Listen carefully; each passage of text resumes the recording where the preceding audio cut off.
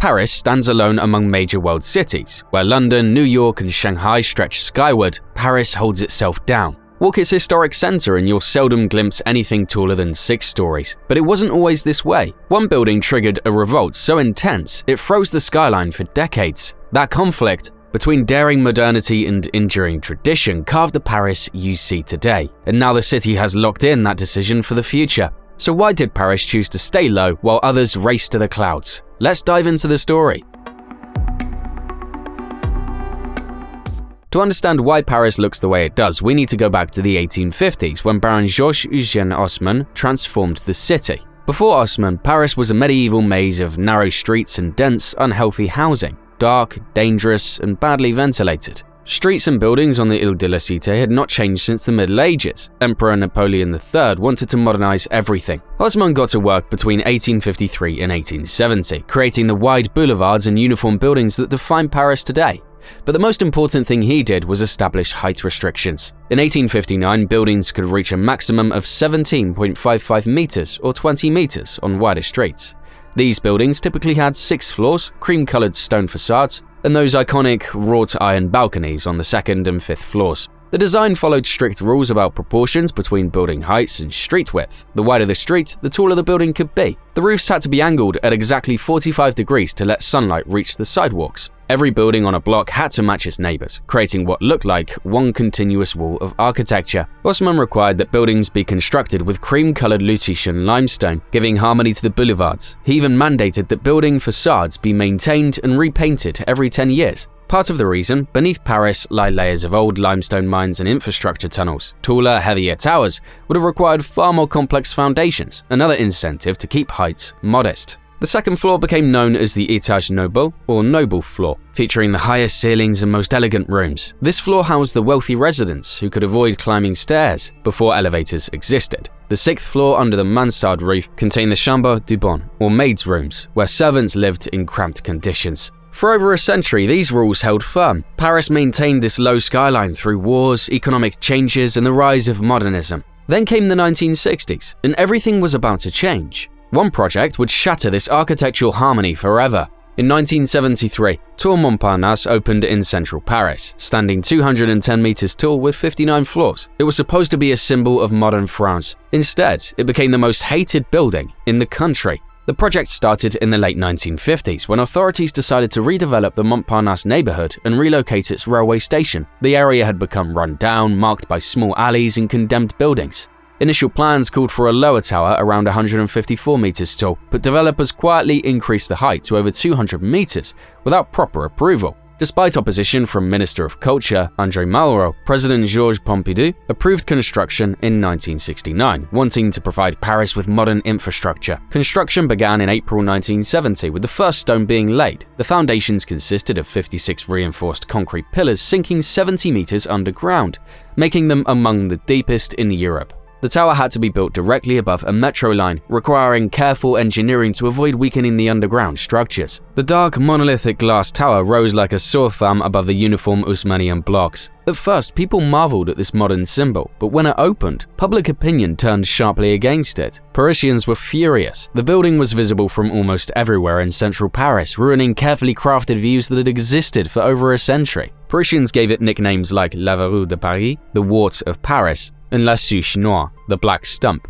A 2008 poll voted it the 2nd ugliest building in the world, beaten only by Boston City Hall. The public outcry was immediate and intense. Just 4 years later, in 1977, Paris imposed a near-total ban on tall buildings in the city centre, effectively capping new construction at 8 stories or so in the city centre. But where would tall buildings go now? The solution was La Défense, a purpose-built business district roughly 3 kilometers west of the Arc de Triomphe, just beyond Paris's western boundary. This was not a new idea. Plans for developing this area started after World War I, but the Great Depression stopped everything in the 1930s. The area takes its name from a statue called La Défense de Paris, erected in 1883 to honor soldiers who defended Paris during the Franco-Prussian War. That statue still stands today among the modern towers. In 1958, authorities created the Public Establishment for Installation of La Défense, and the first towers started rising. The ISO Tower came first, followed by the Center of New Industries and Technologies in 1964. These first-generation skyscrapers were all limited to 100 meters in height and looked very similar.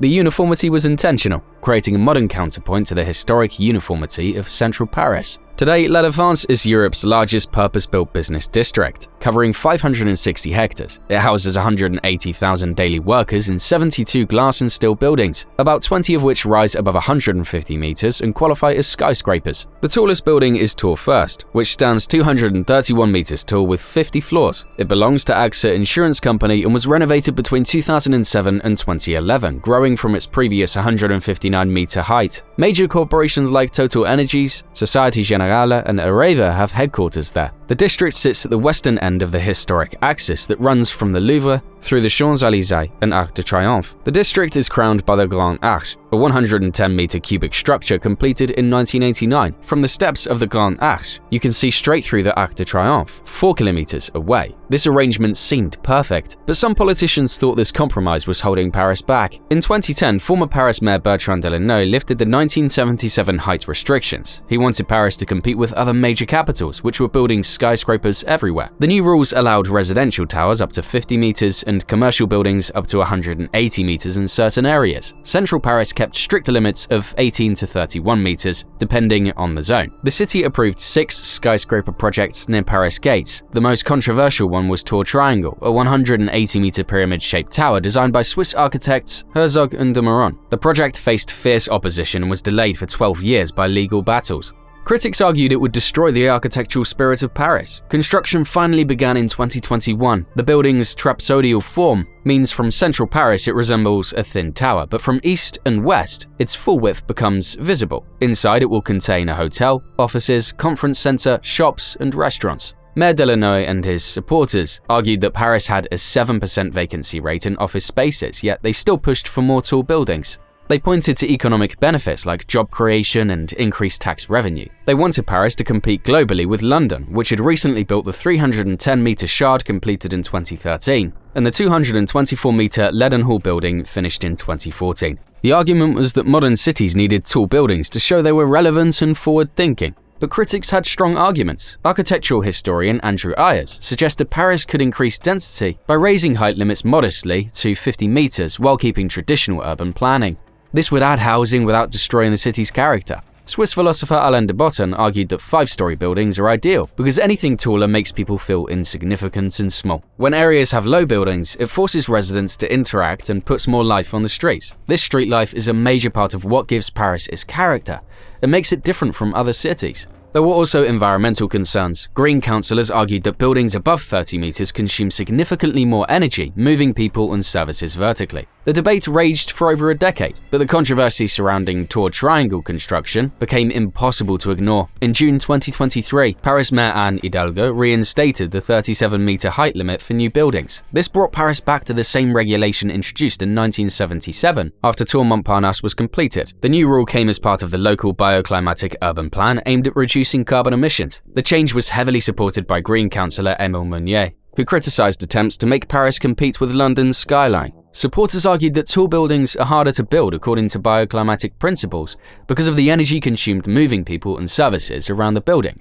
Water needs to be pumped up, elevators consume electricity, and the carbon footprint increases significantly. The plan represents a fundamental shift in how Paris thinks about development. Instead of competing with other global cities on height and density, Paris chose to focus on sustainability and quality of life. The plan rests on 3 pillars. First, a 37-meter cap for most buildings and a 25-meter no-build buffer around the ring road. Second, 300 hectares of new green space by 2040 and 170,000 trees by 2026. Third, a social housing target of 30% by 2035, with larger projects requiring half their area for affordable housing. The plan encourages rehabilitation and transformation of existing buildings over construction of new ones. Some argued against the ban. Critics noted there are no serious scientific studies proving tall buildings consume more energy. Some engineers argued that building upward makes sense for maintaining green spaces without reducing density.